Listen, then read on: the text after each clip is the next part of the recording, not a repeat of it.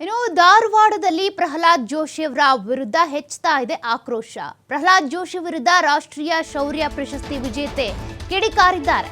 ನಿಮ್ಗೇಕೆ ಮತ ಹಾಕಬೇಕು ಅಂತ ಸಿಯಾ ವಾಮನಸ ಖೋಡೆ ಪ್ರಶ್ನೆಯನ್ನ ಮಾಡಿದ್ದಾರೆ.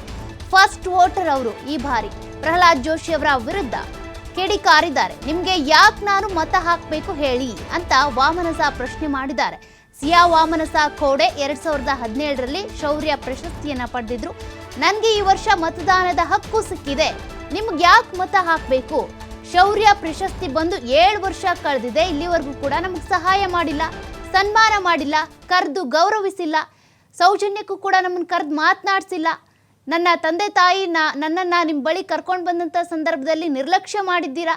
ಬೇರೆ ಬೇರೆ ಸಂಸದರು ಪ್ರಶಸ್ತಿ ವಿಜೇತರನ್ನು ಯಾವ ರೀತಿಯಾಗಿ ನೋಡ್ಕೊಳ್ತಾರೆ, ಸಂಸ್ಕಾರದಿಂದ ಮಾತನಾಡಿಸ್ತಾರೆ, ಗೌರವಿಸ್ತಾರೆ, ಕರೆದು ಅವರಿಗೆ ಸತ್ಕಾರ ಮಾಡ್ತಾರೆ, ಸನ್ಮಾನ ಮಾಡ್ತಾರೆ. ಆದರೆ ನೀವು ಯಾವುದನ್ನು ಮಾಡಿಲ್ವಲ್ಲ.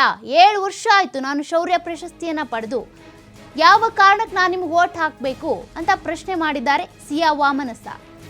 2017ರಲ್ಲಿ ಅವರು 2016ರಲ್ಲಿ ಮಾಡಿದಂಥ ಶೌರ್ಯಕ್ಕೆ ಅವರಿಗೆ 2017ರಲ್ಲಿ ಶೌರ್ಯ ಪ್ರಶಸ್ತಿ ಲಭಿಸಿತ್ತು.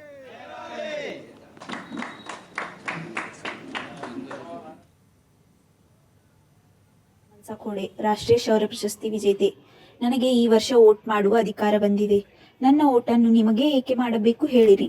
ನಾನು ಪ್ರಶಸ್ತಿ ತೆಗೆದುಕೊಂಡು ಬಂದು 7 ವರ್ಷ ಕಳೆದರೂ ಇದುವರೆಗೆ ನನಗೆ ಸಹಾಯ ಸನ್ಮಾನ ಇಲ್ಲದಿದ್ದರೂ ಕನಿಷ್ಠ ಪಕ್ಷ ಕರೆದು ಒಂದು ಸೌಜನ್ಯದ ಮಾತನಾಡಿಸಿಯೂ ಇಲ್ಲ.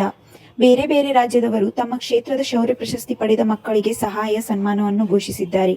ನನಗಾಗಿ ನೀವೇನು ಮಾಡಿದ್ದೀರಿ? ನಿಮ್ಮದೇ ಕ್ಷೇತ್ರದವಳಾದ ನಾನು ರಾಷ್ಟ್ರಮಟ್ಟದ ಇಷ್ಟು ದೊಡ್ಡ ಪ್ರಶಸ್ತಿ ಪಡೆದರೂ ಹೀಗೇಕೆ ಮಾಡುವಿರಿ? ಪ್ರಶಸ್ತಿ ಬಂದಾಗ ಖುಷಿಯಿಂದ ನಮ್ಮ ತಂದೆ ತಾಯಿಯವರು ನನಗೆ ಕರೆದುಕೊಂಡು ಬಂದು ನಿಮಗೇ ಮೊದಲು ತಿಳಿಸಿದ್ದು. ಹೀಗೆ ನನ್ನನ್ನು ಅಲಕ್ಷ್ಯ ಮಾಡಿದ್ದಕ್ಕಾಗಿ ನಿಮಗೆ ಏಕೆ ವೋಟ್ ಹಾಕಬೇಕು ಹೇಳಿ.